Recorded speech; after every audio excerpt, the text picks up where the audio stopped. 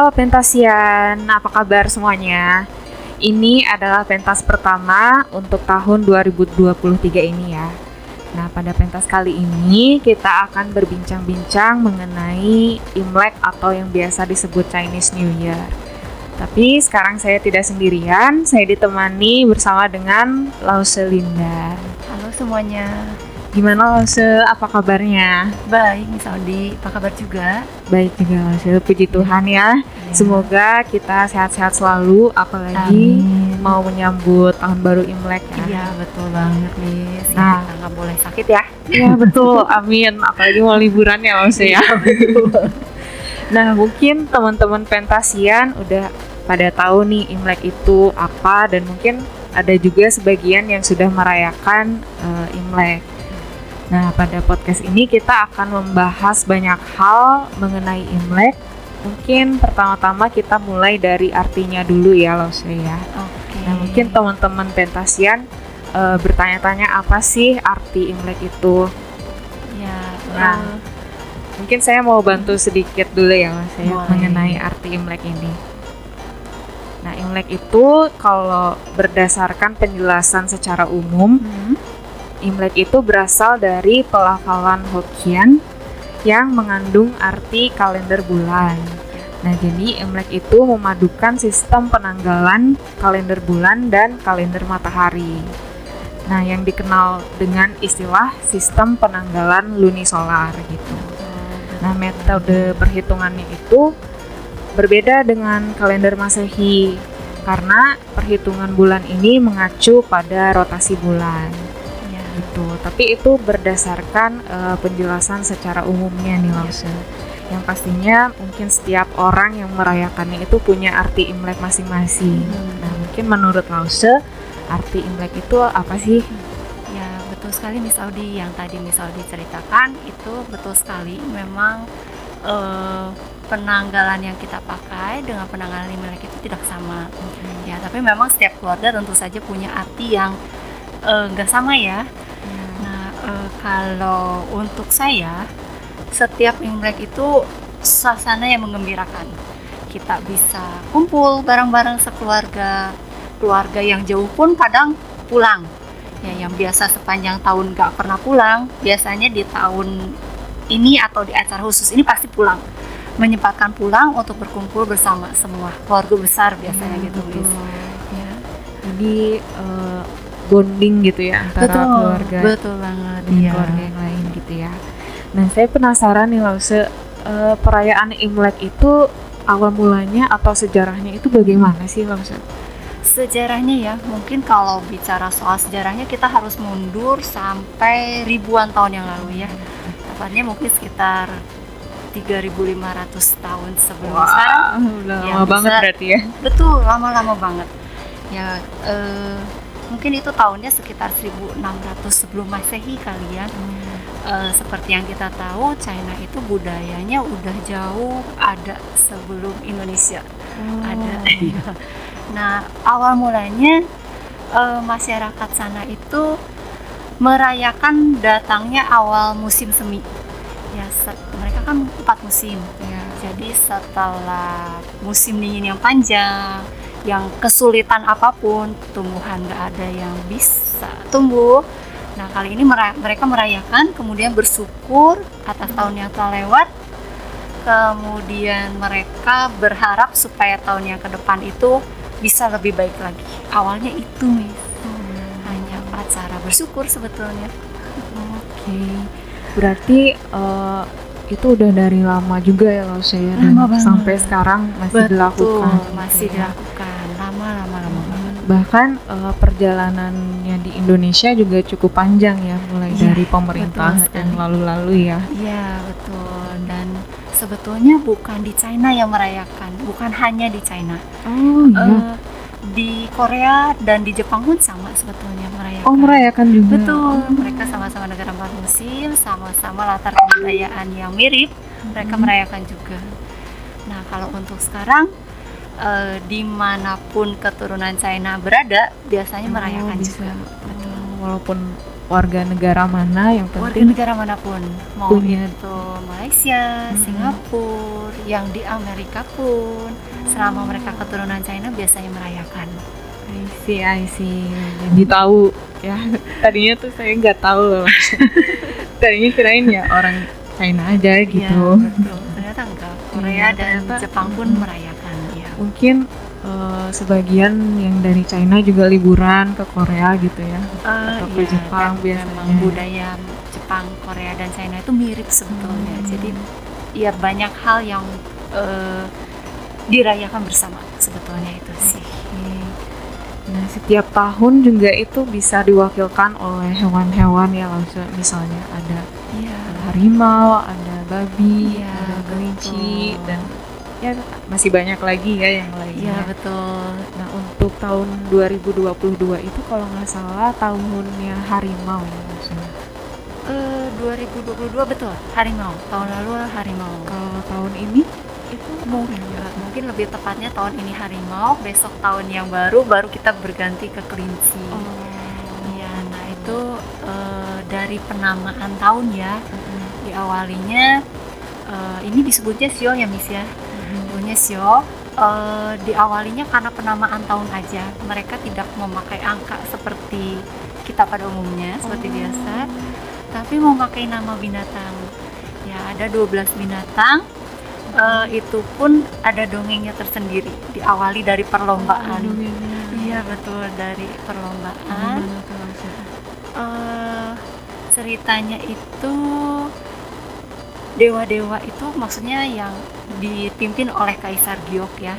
Nah, Kaisar Gyeok ini mau membuat perlombaan untuk semua binatang yang ada di hutan, agar supaya tujuannya apa? Tujuannya itu untuk memberi nama tahun. Hanya itu sih sebetulnya. Betul. Tujuannya. Ya, diawali yang pertama menang juara 1 tuh tikus. Tikus terus berurutan. Nah, sampai akhirnya di urutan sekarang itu tahun untuk yang akan datang adalah kelinci. Kelinci berarti itu di urutan yang keberapa ya maksudnya? Wah, urutan keberapa ya? Saya kurang hafal untuk urutannya. Tikus itu hebatnya karena Tikus dia hebat. menang pertama Iya, gitu betul. ya. Pertama tikus dan diakhiri oleh babi. Babi ya karena dia lambat mungkin ya, jadi terlambat datang gitu. Nah, kalau nggak salah setiap hewan ini juga punya arti atau simbolnya masing-masing ya maksudnya. Iya, betul. Untuk Biasanya berdasarkan elemen alam.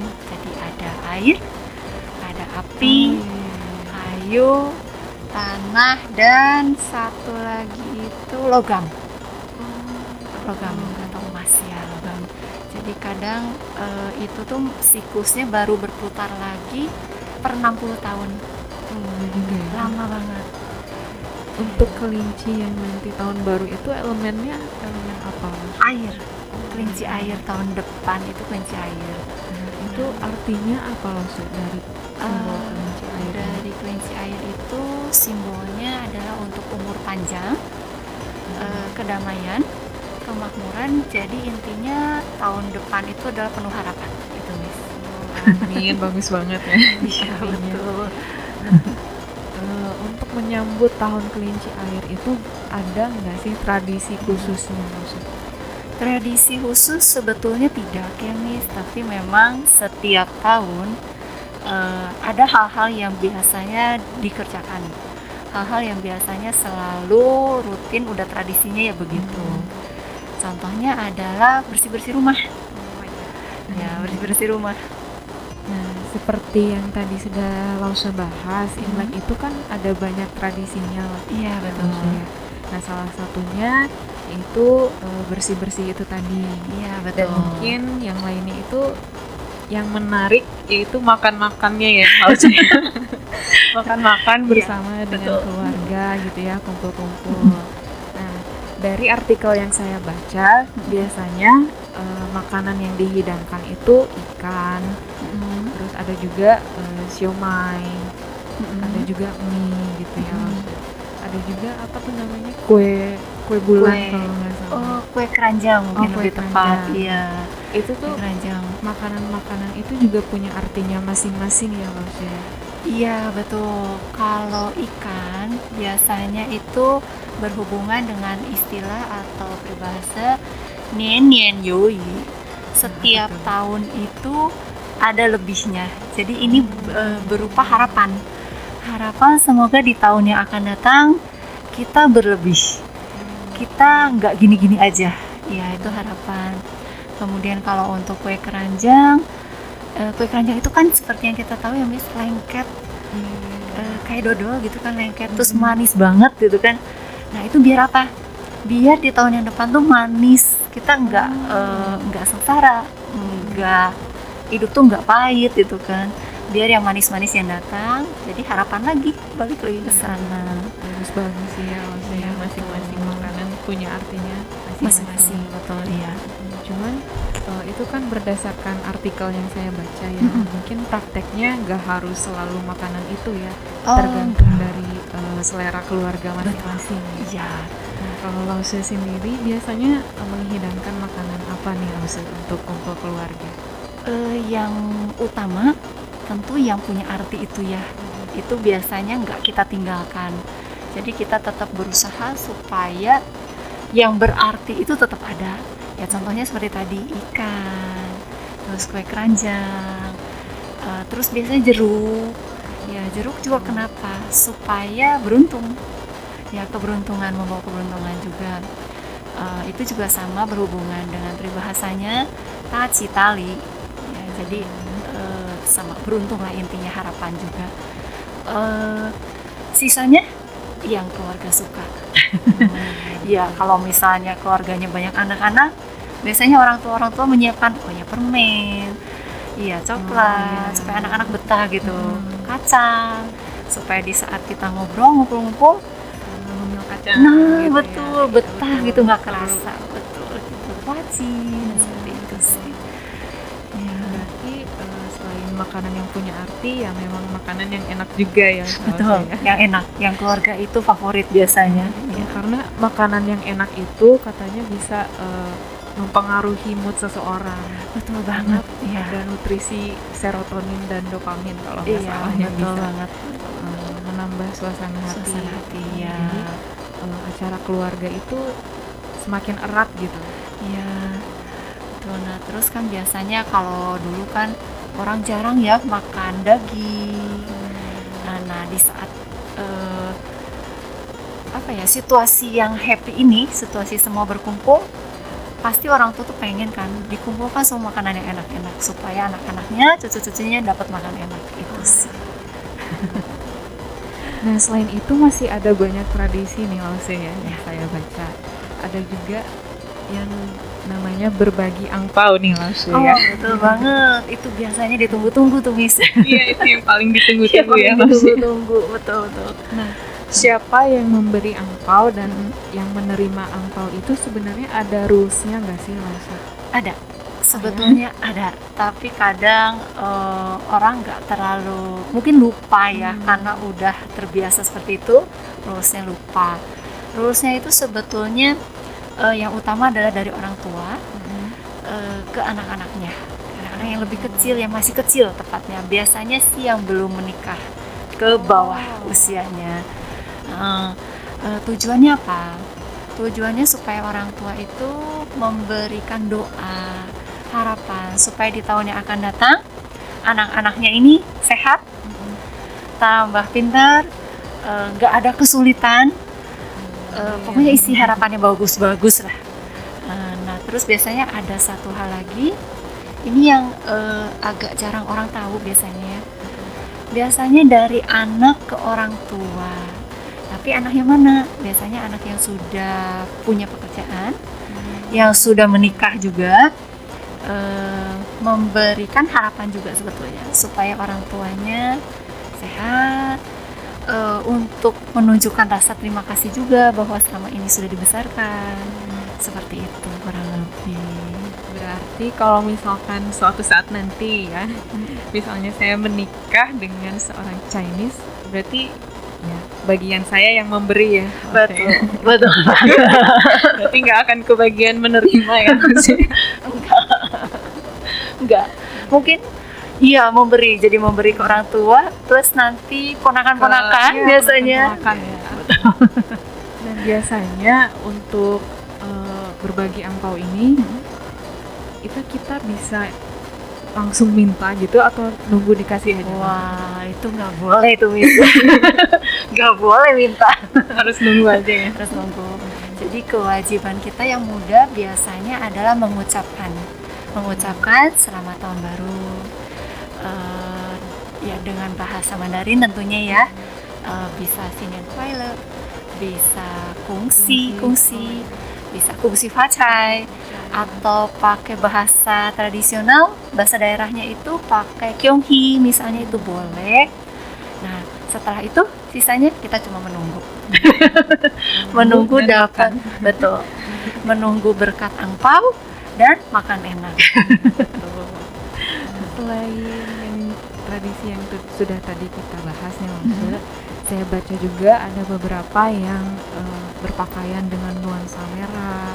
Ya, itu kenapa harus merah? Longse mungkin ada. Kenapa harus merah? Ada dongengnya, Miss. Dongeng lagi nih. Ada dongengnya. Ya, dongengnya ini sama ya kayak tadi, diawali ribuan tahun yang lalu. Jadi mereka dulu percaya ada monster yang besar banget, yang punya gigi tajam-tajam. Mereka itu memakan binatang, hewan ternak, hasil panen, dan termasuk makan orang, makan anak-anak juga. Seriusan, itu ya legenda ya maksudnya. Nah, si binatang ini tuh namanya Nien. Nah, binatang ini baru takut dulu ya. Munculnya dulu dia di malam tahun baru. Jadi malam sebelum Imlek. Besok Imlek, hari ininya dia muncul, dan kita nggak bisa prediksi kapan munculnya. Nah, ternyata Nian ini takut akan warna merah dan bunyi-bunyian yang keras. Nah, salah satu cara masyarakat pada saat itu mengusir Nian pakai warna merah. Baik itu pasang hiasan, lampion merah, di pintu ditempel gambar-gambar merah, pakai baju merah, serba merah aja pokoknya. Nah, terus pasang bunyi-bunyian yang keras, contohnya petasan. Suka banyak petasan ya. Betul banget. Karena legenda. Dan salah satu selain itu, warna merah itu simbol happy, simbol bahagia, simbol membawa harapan. Jadi cerah itu ya. Betul.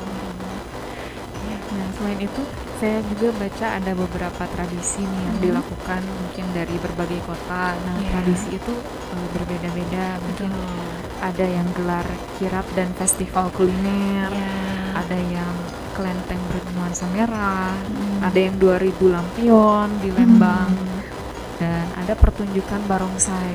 Iya, betul. Nah, biasanya ada juga yang kata Longse tadi pakai petasan. Iya. Nah, dari cerita kuno nih katanya kembang api itu digunakan untuk mengusir segala roh-roh jahat. Iya, betul. Nah, itu tuh untuk memperoleh keberuntungan sepanjang tahun juga ya Mas? Iya, betul. Itu untuk ya istilahnya mendoakan, berharap supaya nanti tahun yang akan datang itu penuh dengan keberuntungan, ya nggak ada kesulitan. Jadi ya itu sih sebenarnya doa-doanya yang baik-baik, betul banget. Nah, untuk tradisi keluarga Lause sendiri biasanya ngapain aja nih Lause? Kalau bersih-bersih. Kalau yang tadi Miss Audi ceritakan ya, ada yang pakai barongsai, gelar kirap dan sebagainya, itu biasanya acara besar, acara yang udah direncanakan oleh banyak orang biasanya ya. Kalau keluarga hanya per keluarga kecil itu nggak sampai gitu biasanya. Betul. Biasanya hanya ya kumpul-kumpul aja, kita sedia makanan-makanan yang banyak, makanan-makanan enak, bersih-bersih rumah, pasang ornamen hiasan warna-warna merah, ciri khas Imlek ya sudah cukup, betul ya, hanya itu sih. Yang paling penting sih bondingnya itu ya Lasha Betul, ya. yang paling penting kita berkumpul bersama, betul banget ya. Nggak kerasa nih Lasha, kita udah ngobrol banyak ya mengenai Imlek, dan pastinya teman-teman Pentasian pasti udah nggak sabar nih yang mau merayakan Imlek, dan terlebih yang enggak juga nggak sabar karena menyambut hari libur. Betul banget. Sebelum saya mengakhiri podcast ini, saya mau berterima kasih kepada Lasha yang udah meluangkan waktunya dan bersedia untuk tampil di pentas kali ini. Dan terima kasih juga kepada teman-teman Pentasian yang sudah nonton. Ya, selamat berlibur, Tahun Baru Imlek. Sinien Kuai Le.